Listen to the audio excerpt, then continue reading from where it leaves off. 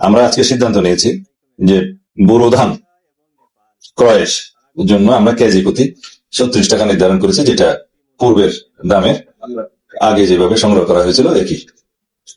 সিদ্ধ চালের ক্ষেত্রে ৪৯ টাকা, সেটাও একই রকম মূল্য নির্ধারিত হয়েছে আগের মতো। আতপ চালের ক্ষেত্রেও তাই ৪৮ টাকা কেজি প্রতি। গমের কেজি প্রতি আমরা ক্রয় মূল্য নির্ধারণ করছি ৩৬ টাকা।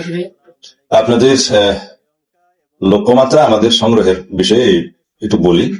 চলতি ২০২৬ সালের বোরো সংগ্রহ মৌসুম, এই বোরো ধান সংগ্রহের লক্ষ্যমাত্রা ৫ লক্ষ মেট্রিক টন, সিদ্ধ চাল ১২ লক্ষ মেট্রিক টন, আতপ চাল ১ লক্ষ মেট্রিক টন ও গম ৫০,০০০ মেট্রিক টন নির্ধারণ করা হয়েছে। এখানে উল্লেখ করা যায়, আসলে গমের ক্ষেত্রে আমরা প্রকিউরমেন্টটা কখনো সাকসেসফুলি এখানে করতে পারি না, বিকজ আভ্যন্তরীণ ভাবে যে উৎপাদন হয় সেটা ধারণা করা হয় আমাদের ৮ থেকে ১০ লক্ষ মেট্রিক টনের মতো আভ্যন্তরীণ উৎপাদন।